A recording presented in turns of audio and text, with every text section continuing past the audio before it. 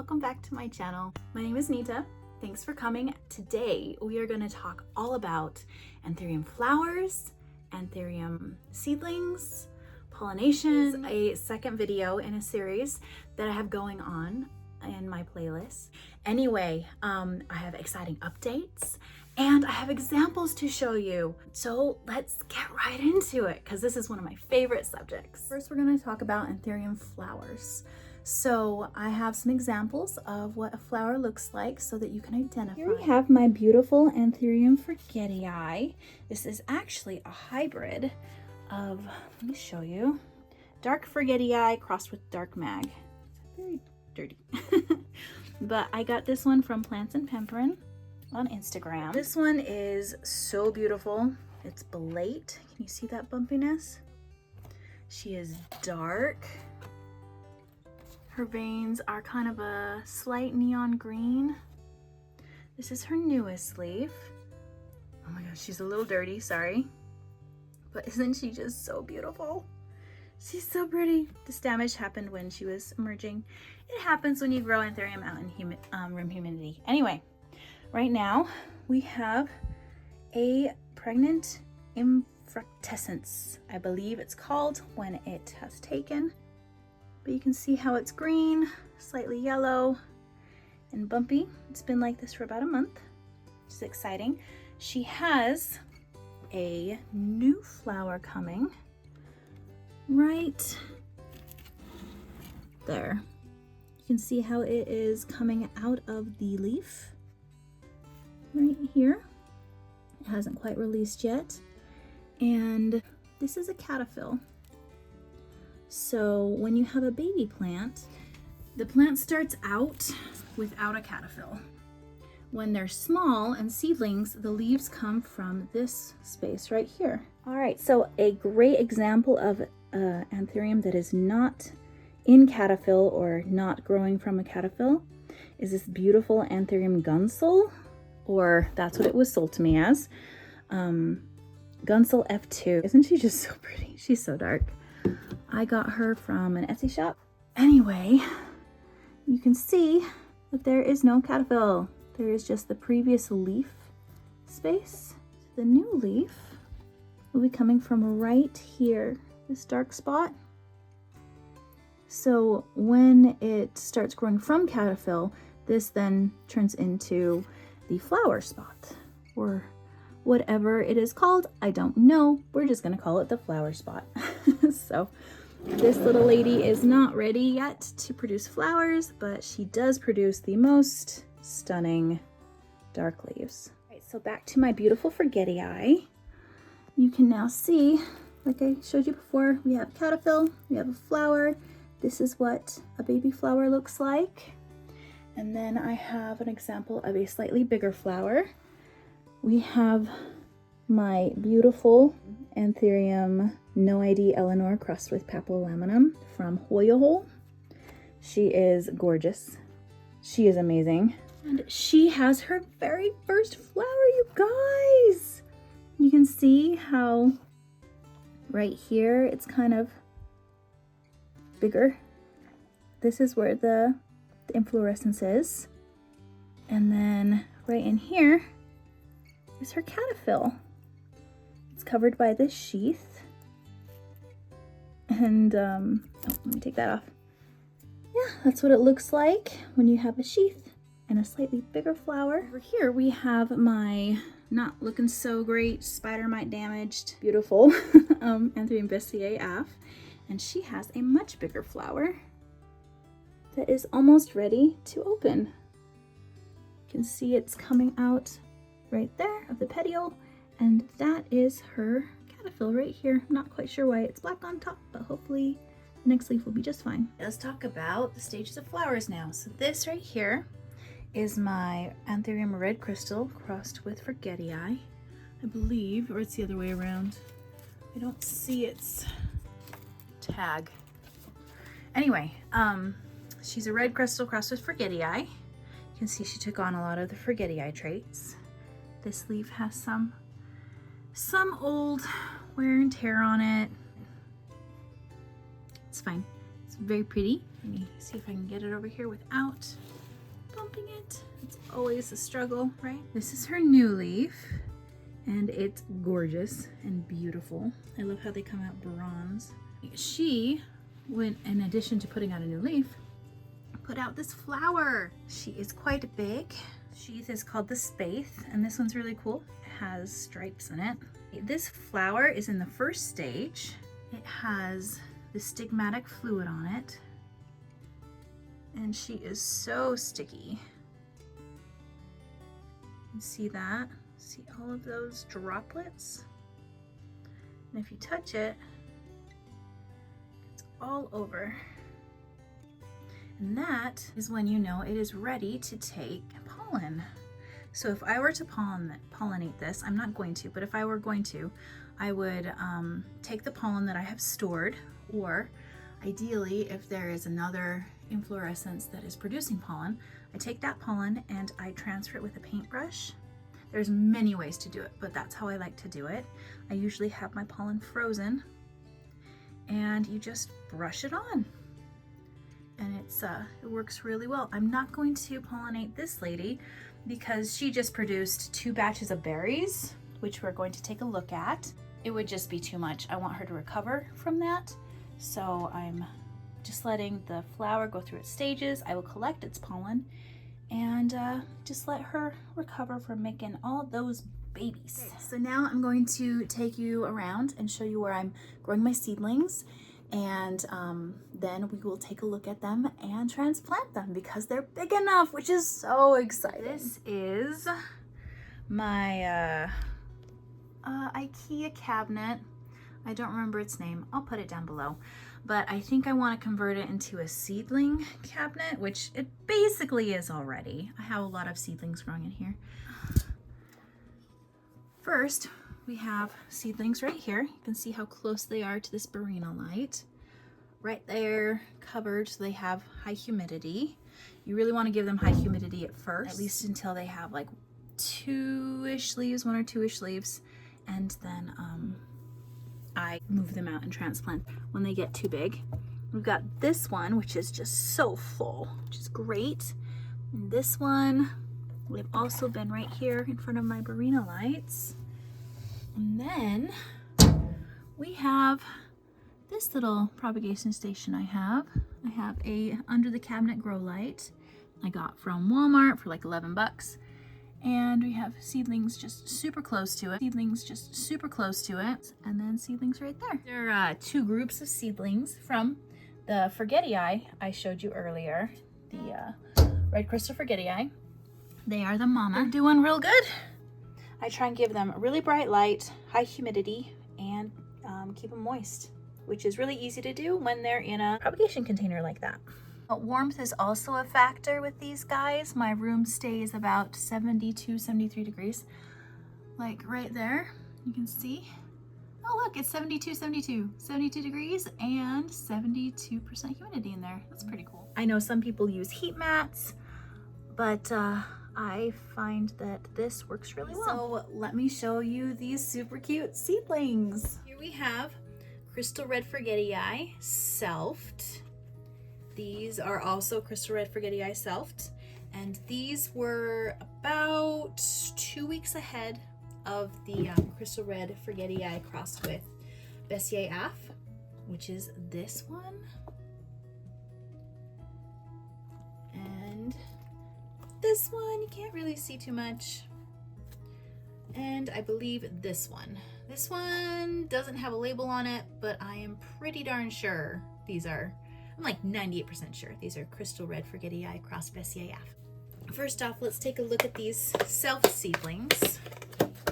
So this is just a French cheesecake container that I got when I bought a French cheesecake from Walmart, and it works so well. My substrate is tree fern fiber with a little bit of osmocote, a little bit of worm castings, and some perlite. So these guys are doing okay. I've already weeded out the seeds that were rotting, that didn't germinate. You can see how there's different sized seedlings. These I just planted as I harvested them. So you have different stages. They're so cute. I believe these were my first batch that I harvested. I could be wrong though, it's been a while. Got some water on there. These guys are looking really well. Doing good. I've also weeded through these. They're so cute, right? So all of these seedlings we're gonna be potting up today because they are ready to move out. Now for our experiment that I did in my last seedling, how to germinate and grow seeds video, these were the crystal red Frigidae Crustacea AF that I did not store in water. I just put these in here as they came off of the infructescence, as the berries were ready, and they're looking really good. Look at all of those fuzzy roots. Oh my gosh. Oh, I just can't. So cute.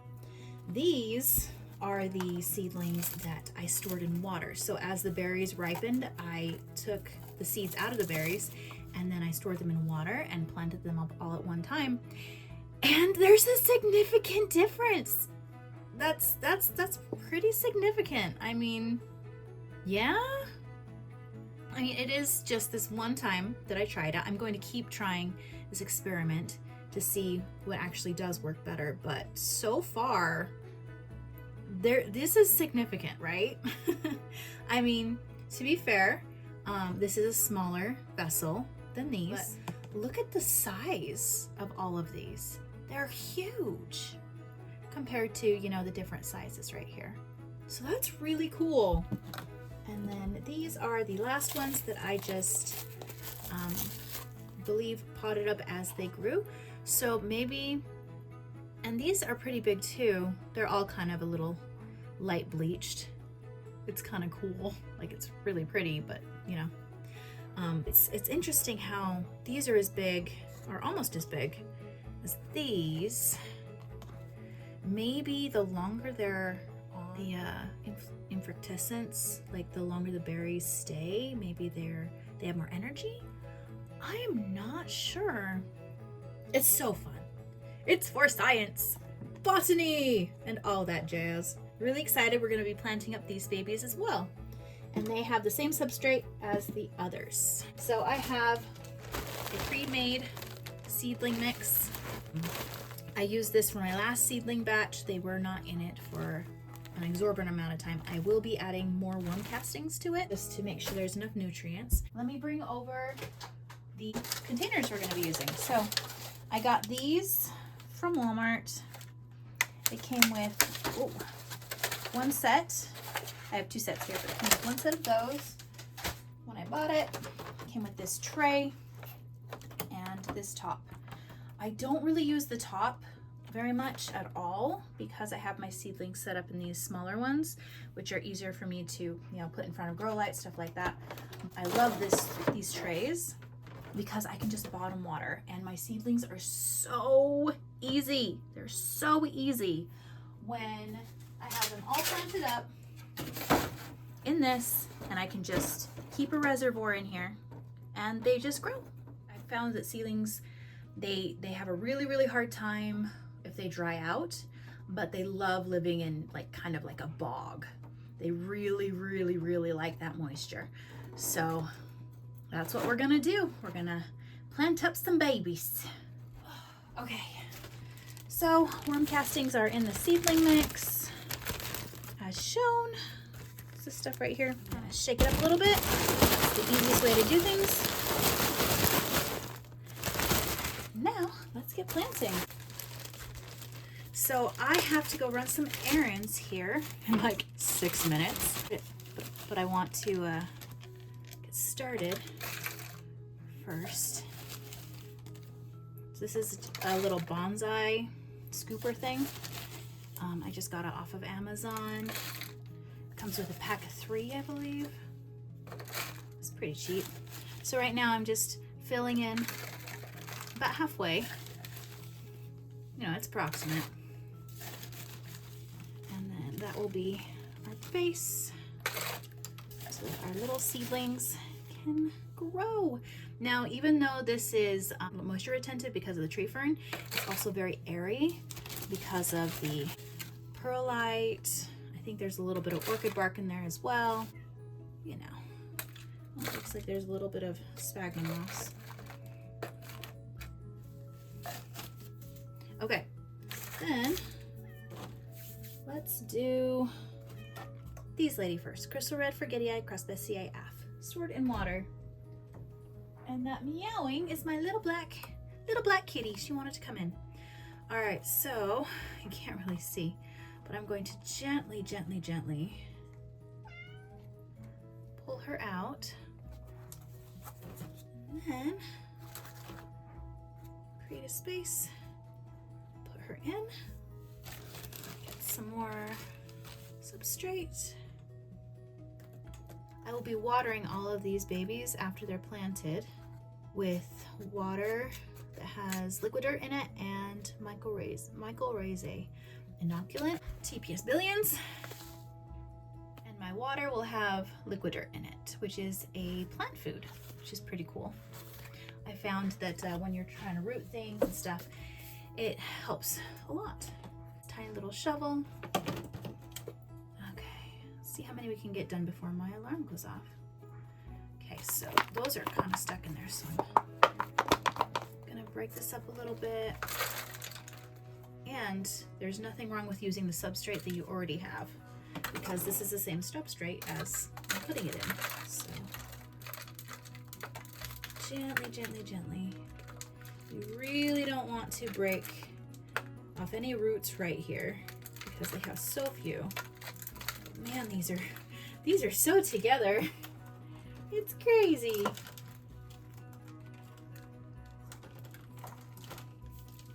This one's really little. That might be a runt based on the fact that I potted them all up together and they've had the same conditions and time. However, there is, you know, survival of the fittest, and if others get more nutrients and stuff than the others, or if it's like closer to the light. So I'm not going to rule out these little ones just yet because they might, given their own space, grow better. I usually give them about 4 leaves, and then I pull out the really runty ones unless they're showing really desirable characteristics. So now I'm just, oh, look at that root. Oh, it's done so good. Good job, little baby. Way to go. It looks like there's a little bit of leca in here too. This one needs a little bit more room. I cut my thumb setting up a metal shed yesterday. It's funny because they sent gloves in the pack, the shipment, you know, to set up the shed. They sent gloves. I wore the gloves. I did. But they were getting really annoying because I had to deal with tiny screws and stuff, so I took them off and I forgot to put them back on, and I cut my thumb because that sheet metal is sharp. So that's what happened to my thumb. It's fine. It's what happens, right? If you're not careful all the time, you might get hurt. So it's a lesson I'm constantly learning. Glad that I learn it on little cuts and little things instead of, you know, big injuries. All right, I'm gonna do 2 more, and then I will have to pick this up later when I get back from running my errands, because I'm gonna go meet a friend. We have chickens, and they are so very plentiful with their eggs. So we have a lot of extra from time to time. Meeting up with a friend to give her some of those eggs. Because why not share the love, right? To be quite honest, they're my husband's chickens, which is great because I don't have to take care of them. I like to help, but it's not my responsibility, so it's really nice. Water these babies a little bit. So this water, you can see the algae all over it. I need to clean my bottle, but this is just liquid dirt. I have not added the mycorrhizae to it yet. I just want to give these guys a little bit of moisture so that they don't dry out. I'm running my errands, and then I will come back and water them more with the others when I am done. Yeah, see you soon. It's the next day. Things just got crazy and busy and stuff. Also, I have some new cuts. a plastic container got me, and I got some plastic cuts, like paper cut. It's fine, but all that to say, I'm gonna be wearing gloves because I want to protect my little fingers. And shout out to Charity and Justin for sending me a box of gloves. So thank you, you guys rock. Okay, so I'm gonna finish potting up these little seedlings. Hopefully gonna be good. I'm gonna do a time lapse. So I hope you enjoy.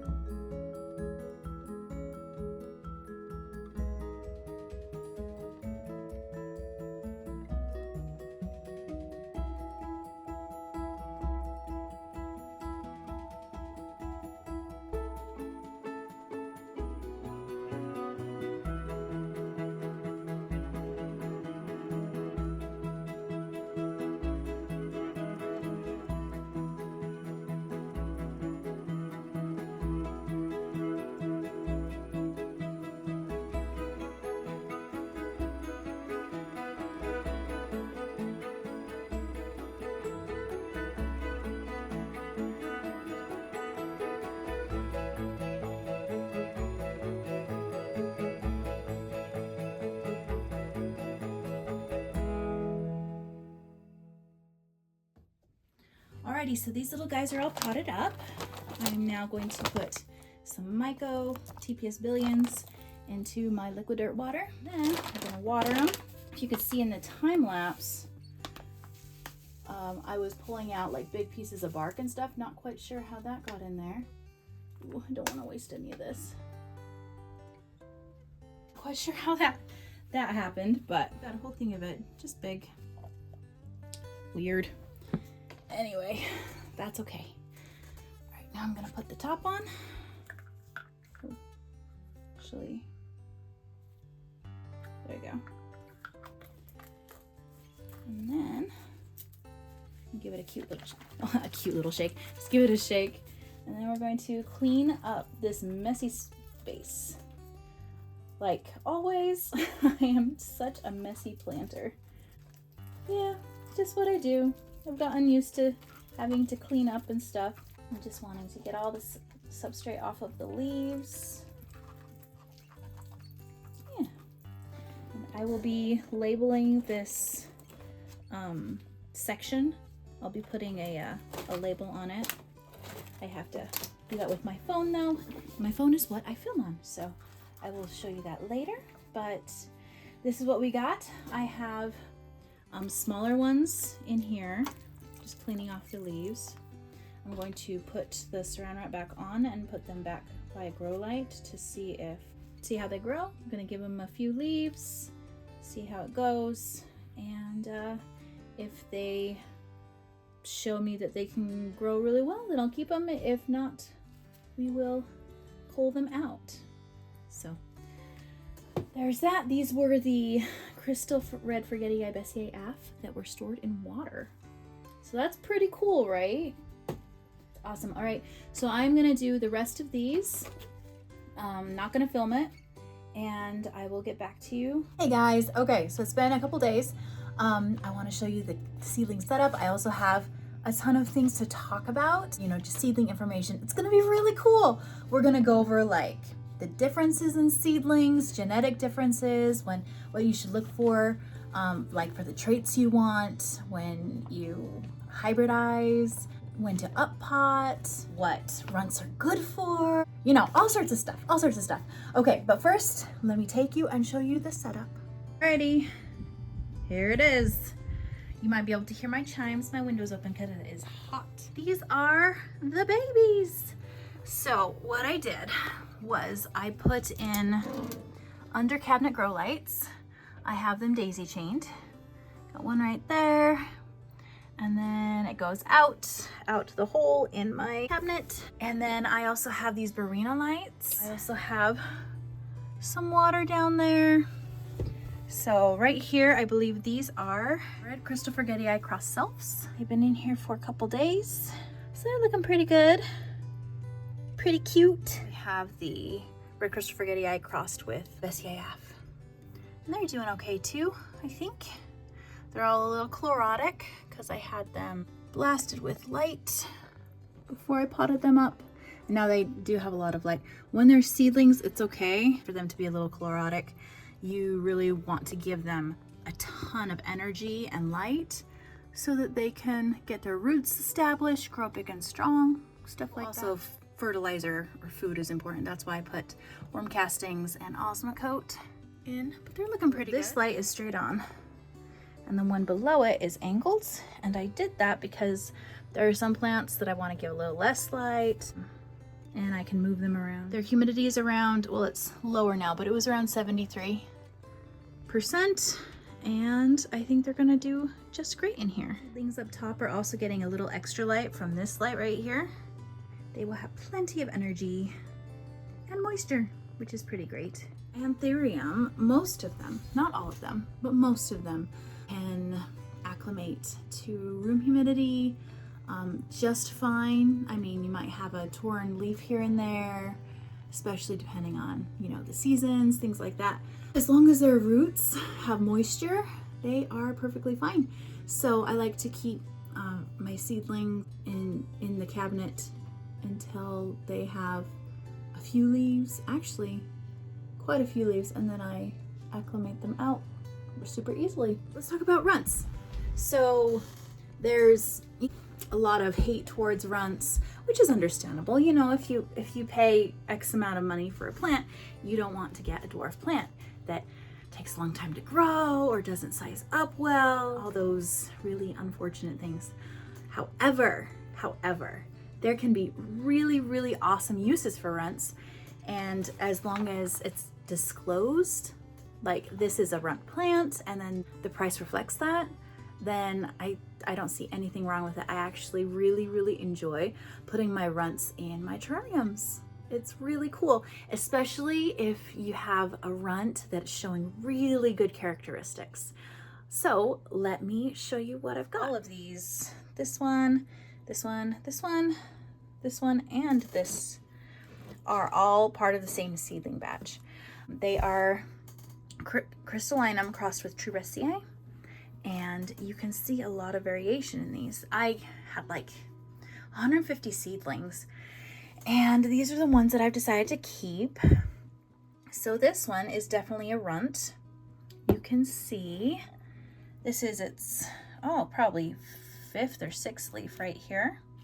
The smaller ones died off, but you can see like it's as big as my thumb, a little bit bigger, but she is absolutely gorgeous.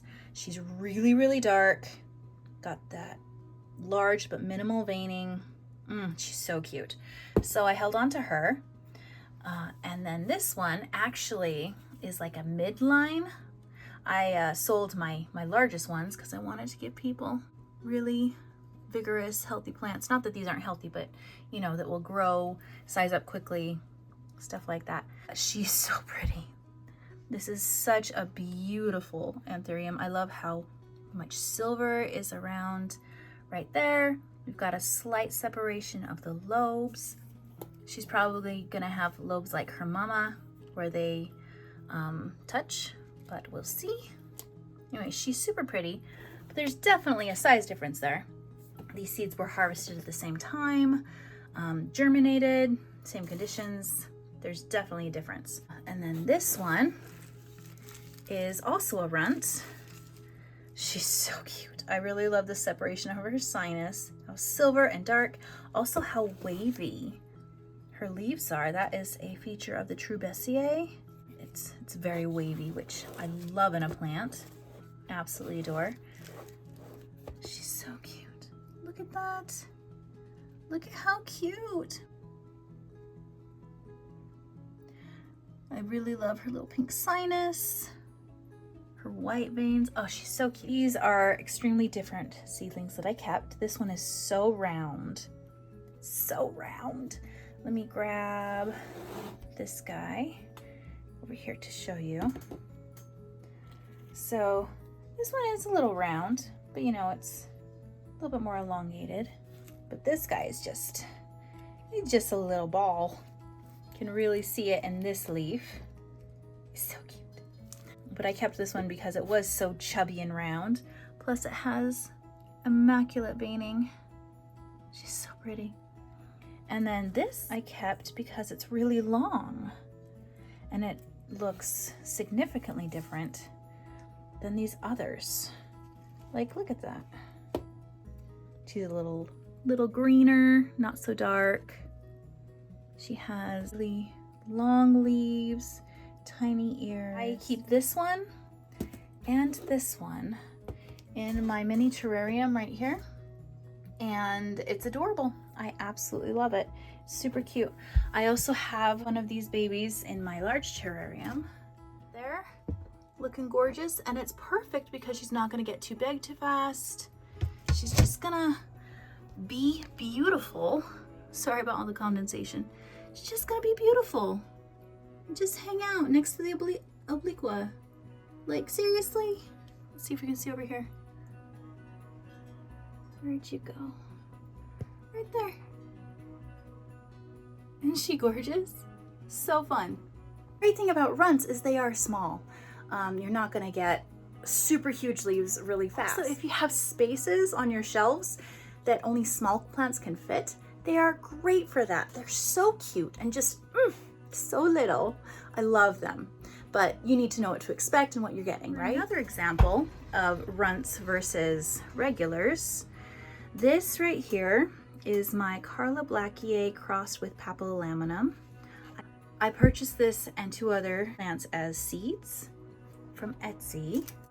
You know, this is her newest leaf. She's so pretty. Check out how gorgeous she is. Just thin, minimal veining, large, about as large as my hand. There you go. Gorgeous. And then her sister, this is her newest leaf. You can definitely see a size difference there.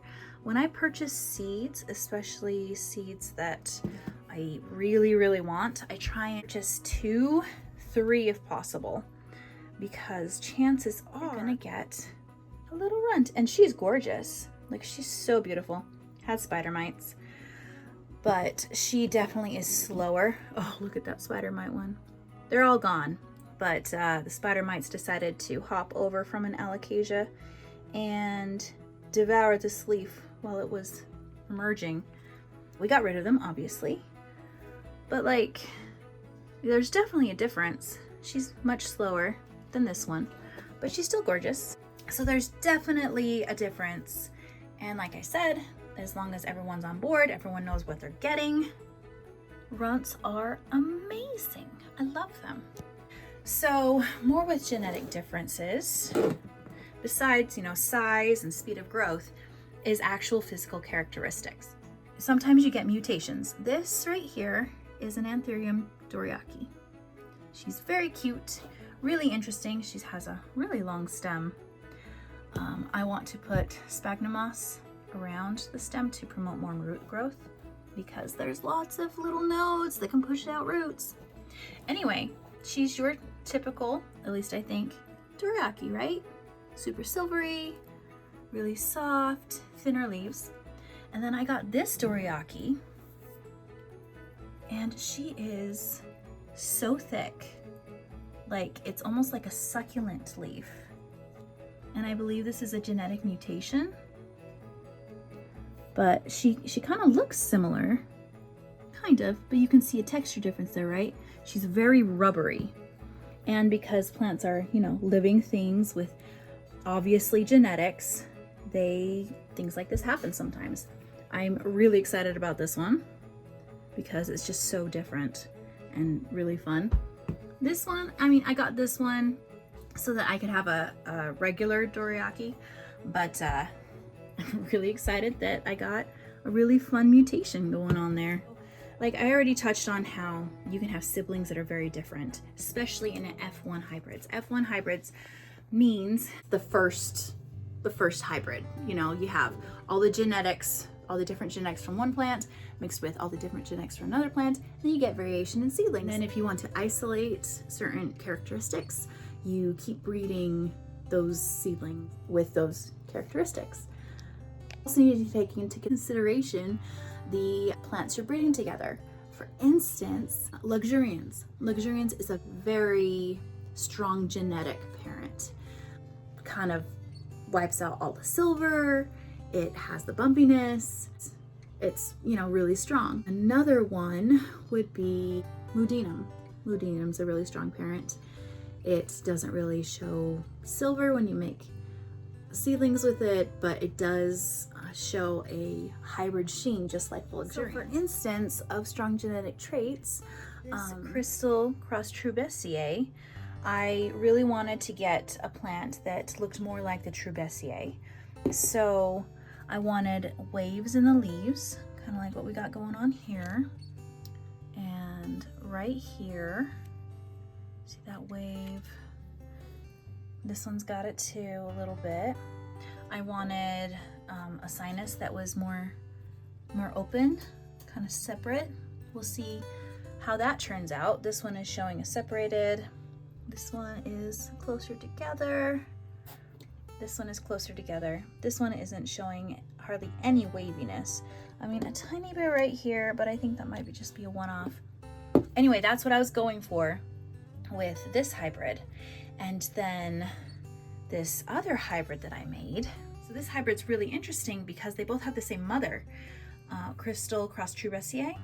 So this is a selfed one, and then Crystal Cross Trubessier crossed with Mudinum. And you can see how different it is and how strong the Mudinum genetics are, because we have absolutely no silver. This has a real beautiful satin finish. This is one of its older leaves after it's hardened off. So these are 3 of the seedlings that I got from it. It was really interesting because the Crystal Cross Trubessier self seedlings, I got like 150 of them. And then the Crystal Cross Trubessier crossed with Mudinum, I think only like 6 were worth keeping. This is one of them. She's so pretty. A lot of the seeds didn't even germinate, and then the ones that did, there were some that were just way too runty, that just were not healthy. But this is one of the runts that is healthy. It got a little light bleached. But we have a really cute little leaf coming.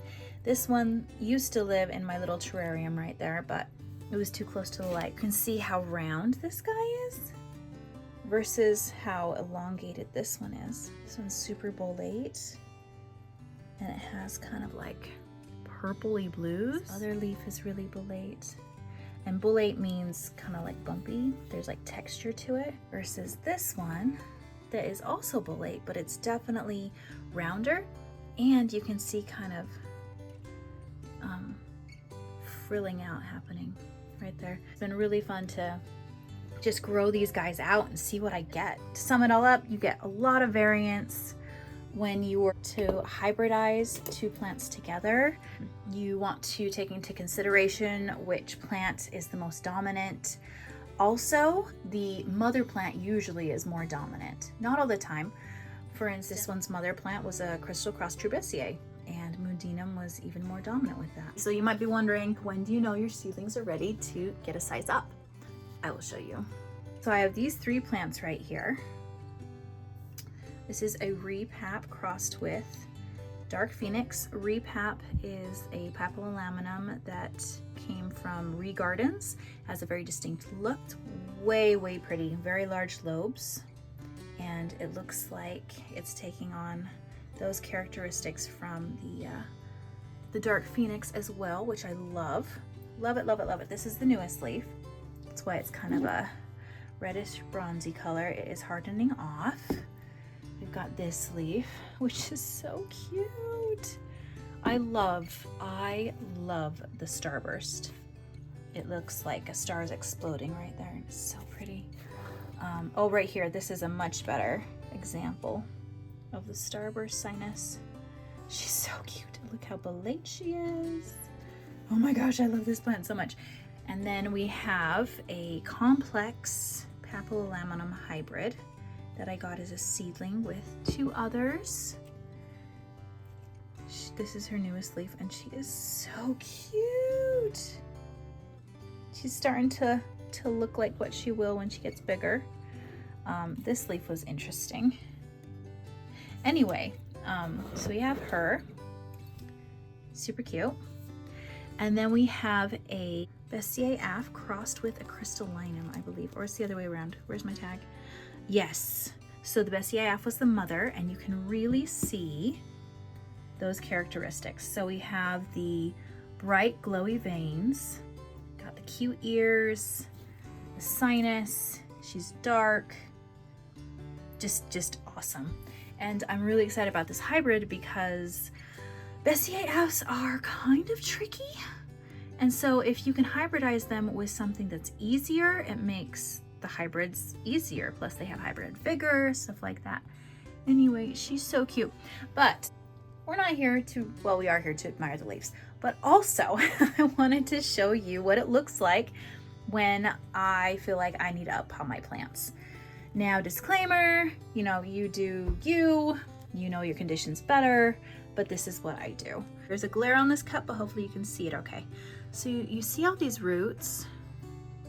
There's so many roots, right? And this is also a good example of thin roots. And another reason why the Bessier Af really does not like to dry out. Just kind of like the queen that way. All right, so there's roots all over. It's going into my leca. And then up here we have growth where, you know, new roots are starting to come out. I really want to promote that. So this one really should be repotted into something bigger. You can see the roots right there. Anyway, something bigger, something deeper, so it has more room to grow, so its roots don't run into the bottom here. And I have this in no drainage like I do most of my anthuriums, because if the roots are hydrated, the leaves don't need to be as much, which means you don't need crazy high humidity in order to grow these plants. I do have these two out in my Millsville cabinet that gets very high humidity just because I wanted to give them the best life. Also, I really like looking at my plants in there, so I pick some of my favorites to just live in that cabinet. This one lives in this other cabinet over here, and it gets about 70% humidity. I will be acclimating it out probably with this next repot. And so that's how you tell. Here's another example of that. Let me come over here into the light. You can see that root coming down, that one, lots and lots of roots. Just kind of exploding up here as well. I've had this in the cabinet, like I said, so I didn't need to put sphagnum moss around the roots for them to take off. You can see that bud right there of a root. And then over here, we got more. So this one needs to be repotted as well to give it more space because the roots have gone down into the leca and they're starting to hit their maximum. My gosh, she's so cute. And then right here, you can see how I have put sphagnum moss up here. I didn't want to repot this while this new leaf was coming out. I feel much better about doing it now because it's starting to harden. But you can see all of this root growth that has come from sphagnum moss being there. We're getting a new leaf, so I've really got to repot this guy. And you know, that root. And then if you take a closer look down here, it's it's really ready for it. Look at this guy. All those roots right there going down into the leca. So these definitely need a repot. And if you do it when it's at this stage and you don't let it get root bound, then the next leaf more than likely be significantly larger, especially if you're feeding it and giving it adequate light. Adequate light could mean like 100 foot candles. I think they can take up to 1,500, something like that, like if they were like directly under. It really also depends on the type of anthurium. For instance, clarinerviums, they can exist in lower light. They'll get leggy, but they sure can. If you want the really dark leaves, you want to give them lower light. They will grow slower, but you'll get darker leaves. But then different types of Anthurium, if you give them more light, then they get darker leaves. But if you give them too much light, it's all trial and error. And I really enjoy the puzzle of trying to figure out exactly, okay, where's the perfect spot for this plant? How am I going to get the best leaves? And it really takes, you know, it takes a few leaves, give or take. Light from outside, I'd say north window would probably be the lowest I would want to go. I live northwest United States, so north is the lowest light that we get, and then south is the highest. So I wouldn't go lower than north window light for it, and the highest I think I would go would be, you could go like south window as long as there was like a curtain, as long as it didn't get direct light, it'd be fine. But they really enjoy east, just a little bit of morning sun. West, as long as it didn't get direct light. Yeah, lots of light options. But I really like that I can put them in lower light in spaces where other plants would just croak, like Hoya or philodendron, and they're fine. They don't grow as fast though, but they're good. So I think that's everything I can think of about seedlings, but my plant cooperated, so I can show you how I harvest pollen, which is super great. So we're back to looking at my gorgeous red crystal cross forgetii. She has grown significantly in the past 2 days. This is my hand in comparison. She's so gorgeous. I love her. Move plant. Love her. Oh my gosh. Okay, but what I'm really here to show you is this pollen. Do y'all see that? So cool. Get all up on it. So cool. Okay, so I have my trusty heavy duty aluminum foil, and then I have my bag full of pollen, and in there is a marker and paintbrushes. I will show you what I do. I know I did this before in my last video, but why not do it now? Because I gotta do it anyway, right? Alrighty. So first off, I'm gonna get out my marker. Hopefully this is not too ASMR. Okay. Crystal red cross forgetii, that's the one we want. Okay, put that guy down there. I'm gonna break off a piece. I will save this other piece for later.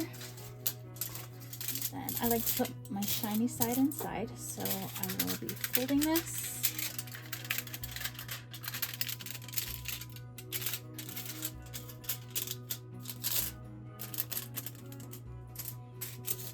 And folding it again. I like to do it twice. All right, so we just have a little pocket like so. Take this out, and then let's go up here. Alrighty, so we have all the pollen on there, and I just kind of put it in here, hold it with my thumb a little bit, and you got to be really gentle, but I take my brush and I just kind of brush it. Pollen falls off into the tin foil. Not sure if you can see all of that.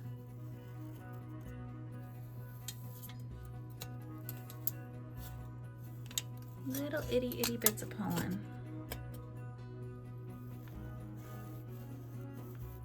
And it is that easy, my friend. Do you guys see the wafts of pollen falling in there?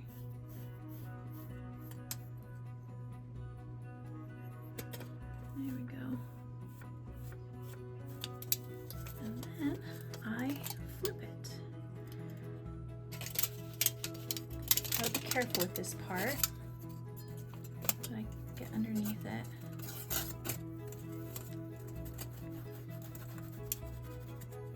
There we go. All right. And then I move it down so I can get the bottom a little better.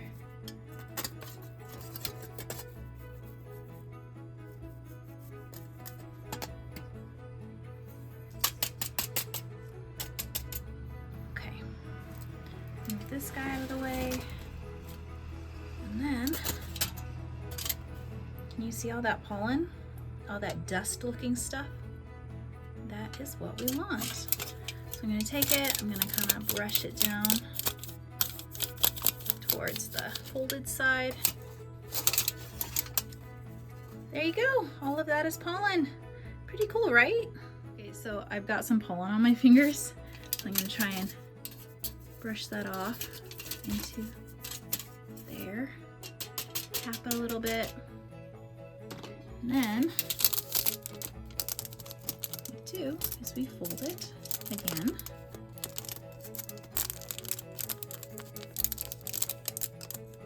And then